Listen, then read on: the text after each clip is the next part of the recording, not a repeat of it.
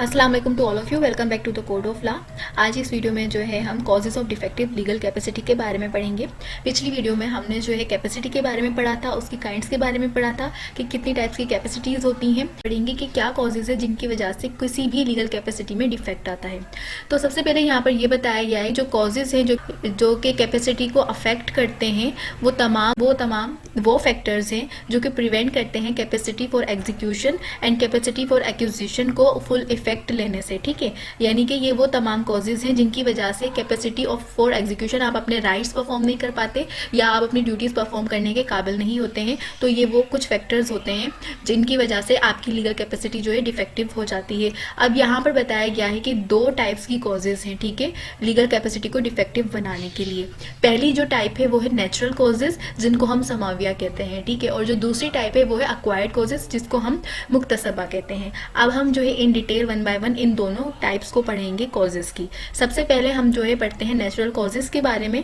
अब natural causes क्या होती हैं? ये वो कॉजेज हैं जो कि beyond the control of subject होती हैं, यानी कि हमारे कंट्रोल से बाहर होती हैं and the result from an act of the law giver. अल्लाह पाक की तरफ से जो है कुछ ऐसी वजहें हो जाती हैं जिनकी वजह से जो है हम अपनी जो है राइट्स को अक्वायर नहीं कर पाते या हम अपनी ड्यूटीज़ परफॉर्म नहीं कर पाते हैं। तो ऐसी कोई भी अगर फैक्टर्स है उनको हम नेचुरल कॉजेज़ कहते हैं। तो सबसे पहली जो इसकी एग्जाम्पल अगर हम लें तो वो है माइनॉरिटी की। माइनॉरिटी क्या है? ये एक ऐसी स्टेट है या कंडीशन है ह्यूमन बींग की after the birth and before the puberty, यानी कि आपकी पैदाइश के बाद से लेके आपके बालिग होने के दरमियान का जितना भी अरसा है उसको हम माइनॉरिटी कहते हैं, ठीक है, यानी कि वो पर्सन माइनर कहलाता है। अब माइनर जो है, माइनॉरिटी जो है does not affect capacity for acquisition, यानी कि माइनॉरिटी की वजह से, आपके माइनर होने की वजह से आपके राइट्स अक्वायर करने की जो कैपेसिटी है उस पर कोई अफेक्ट नहीं होता है। All rights and obligations are acquired as their establishment requires merely अदिमा and the being a natural person, यानी कि कोई भी राइट्स और ड्यूटीज़ वगैरह जो है उनको अक्वायर करने के लिए जो सबसे पहली रिक्वायरमेंट होती है वो क्या है कि आपका नेचुरल पर्सन होना ज़रूरी है। अब क्योंकि माइनर एक नेचुरल पर्सन ही है तो ऐसे जो उसकी कैपेसिटी फॉर एक्विजिशन है, राइट्स अक्वायर करने की जो अहलियत है उस पर कोई फ़र्क नहीं पड़ता है। लेकिन अगर यहीं पे हम कैपेसिटी फॉर एग्जीक्यूशन देखें या अहलियत अदा, यानी कि उसको ड्यूटीज़ परफॉर्म वगैरह करनी है, अगर हम इस कैपेसिटी को देखें तो इसके लिए क्या है, अक्ल की ज़रूरत होती है, मेन जो चीज़ है। और क्योंकि माइनर जो है उसमें अक्ल का एलिमेंट नहीं होता है, ठीक है, तो इसी वजह से जो है वो पनिशमेंट का लायबल नहीं होता, ठीक है, यानी कि खिताब जिनाई पे उस पर लायबिलिटी नहीं आती है कोई भी। लेकिन फाइनेंशियल ट्रांजैक्शंस वगैरह जो है अगर वो करता है तो वो सर्टन केसेस में वैलिड होती हैं।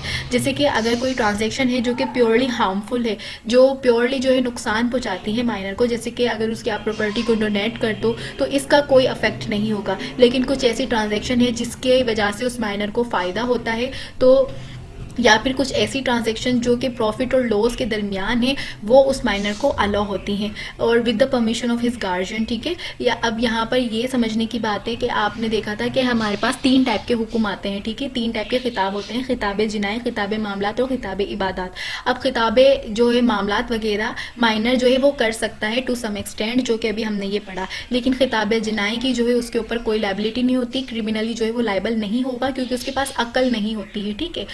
अब यहीं पर हम जो है इसकी दूसरी एग्जाम्पल को देखते हैं नेचुरल कॉजेज में, जो कि है इंसैनिटी। इंसैनिटी यानी कि जुनून। अगर कोई पर्सन जो है वो मजनून है, ठीक है, तो इसका लीगल कोई अफेक्ट नहीं होता अहलियतुल वाजुब, यानी कि क्योंकि राइट्स को अक्वायर करने के लिए किसी भी इंसान का नेचुरल पर्सन होना ज़रूरी है। तो क्योंकि ये जो पर्सन है उसको सिर्फ इंसैनिटी है, ठीक है, लेकिन वो नेचुरल पर्सन है तो इस वजह से उसके पास कैपेसिटी है राइट अक्वायर करने की। वहीं पर अगर ऑब्लिगेशंस की बात की जाए तो वो जो है अहलियतुल अदा जो है वो कम्प्लीटली नेगेट्स करता है। वो क्यों? क्योंकि उसके अंदर अकल का अमाउंट नहीं होता। अब क्योंकि वो पर्सन इंसान है, ठीक है, मजनू है, तो इस वजह से ज़ाहिर उसके पास अकल तो है ही नहीं, तो इस वजह से अहलियतुल अदा की जो है उसके पास कैपेसिटी नहीं होती है और उसके ऊपर कोई भी जो है क्रिमिनल या फिर वर्शिप की जो है लाइबिलिटी वगैरह नहीं होती और जितनी भी ट्रांजैक्शंस वगैरह हैं वो उसकी सारी वॉइड होती हैं। यानी कि capacity for execution in case of खिताब जिनाय, खिताब इबादत और खिताब मामलात, क्रिमिनल लाइबिलिटीज़, फाइनेंशियल ट्रांजैक्शंस वगैरह हो गई, सिविल मैटर्स हो गए या फिर वर्शिप से रिलेटेड, उसके ऊपर कोई भी लाइबिलिटी नहीं होगी, ठीक है। क्योंकि उसके पास अक्ल का अमाउंट ही नहीं है, ना ही डिस्क्रिएशन है। अब तीसरी जो है अगर हम एग्जांपल देखें तो वो है इडियोसी, ठीक है। अब इसमें क्या है, यानी कि कोई भी एक पर्सन इडियट है, जिसको मता कहते हैं, ये एक ऐसी कंडीशन है जिसमें पर्सन जो है किसी टाइम पे एक बिल्कुल सेन और नॉर्मल पर्सन की तरह बिहेव करता है, बातें करता है, लेकिन अगर हम दूसरी टाइम पे देखें तो वो बिल्कुल मैडमैन की तरह, एक पागल की तरह जो है रिएक्ट कर रहा होता है। तो ये एक ऐसी कंडीशन है जिसमें आप जो है फिजिकली ग्रोन अप तो हो जाते हो, लेकिन आपका माइंड जो है वो स्टिल बच्चों वाला ही रहता है। इसी वजह से जो इडियट पर्सन है उसकी कैपेसिटी को आप जो है माइनर से ही इक्विवेलेंट समझते हो, यानी कि जो माइनर की कैपेसिटी है वही एक इडियट पर्सन की कैपेसिटी कंसीडर की जाती है। इसी वजह से जो है उसका गार्जियन अगर उसको कोई भी ट्रांजेक्शन वगैरह करवाता है तो वो वैलिड होती है, लेकिन वो क्रिमिनली लायबल नहीं होगा और इबादत के लिए लायबिलिटी नहीं होगी उसके ऊपर। सेम जो माइनर की अभी हमने पढ़ी, सेम वही अप्लीकेबल होती है किसी भी एक इडियट पर्सन पे, ठीक है। अब हम आ जाते हैं दूसरी इसकी जो है एक और एग्जाम्पल पे, वो है sleep and fits of fainting, ठीक है, जिसको हम नवाम या इग्मा कहते हैं। स्लीप यानी कि किसी को सोने की जो है आदत होती है, कुछ लोग नींद में चलते हैं, नींद बातें करते हैं, ठीक है, और कुछ जो है अगर उनको फिट्स पड़ते हैं, दौरे वगैरह पड़ते हैं, तो इसका जो है अहलियतुल वाजुब यानी कि कोई अफेक्ट नहीं होता है।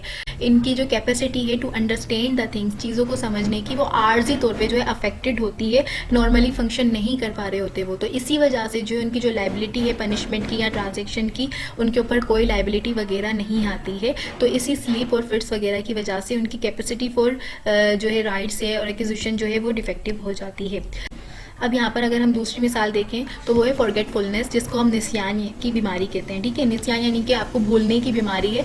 ये एक ऐसी स्टेट है किसी पर्सन के अंदर जिसमें जो है वो केयरफुली जो है बात नहीं करता, चीज़ों को केयरफुली अंडरस्टैंड नहीं करता, उसको फुल नॉलेज नहीं होती उन चीज़ों की, ठीक है। फॉरगेटफुलनेस का अहलियतुल वाजुब पे कोई इफेक्ट नहीं होगा, यानी कि कैपेसिटी फॉर एग्जीक्यूशन पे कोई इफेक्ट नहीं है आपके भूलने की बीमारी का, ना ही कैपेसिटी फॉर एग्जीक्यूशन और एक्यूजिशन पे अफेक्ट होगा, ठीक है। यानी कि ना ही आपके राइट्स अक्वायर करने की, ना ही ड्यूटीज़ परफॉर्म करने की कैपेसिटी पे अफेक्ट करेगा आपके भूलने की बीमारी, ठीक है। अब यहाँ पर जो है खिताब जो है, यानी कि जो भी हुक्म है, तीनों टाइप से खिताब जिनाए, खिताब मामलात, खिताब इबादात, ये ऑपरेटिव हो जाते हैं जैसे ही वो पर्सन जो है उसको याद आती हैं चीज़ें, ठीक है। यानी कि जब अभी वो भूला हुआ है, जैसे ही उसको याद आएगा तो ये तीनों खिताब जो हैं उस पर ऑपरेटिव हो जाएंगे। यानी कि जिसे वो भूल गया है, उसको याद नहीं है कि उसने इबादत की है या नहीं करी, अपनी ड्यूटीज़ परफॉर्म करनी है रिलीजियस या नहीं, लेकिन जैसे ही उसको याद आएगा तो किताब ऑपरेटिव हो जाएगा, उसने ड्यूटीज़ परफॉर्म करनी है। सेम एज क्रिमिनल पे भी उसकी लाइबिलिटीज़ आ जाएंगी जैसे ही उसको याद आएगा, सेम एज ट्रांजेक्शन भी लाइबल हो जाएंगी उसके ऊपर जैसे ही उसको याद आएगा।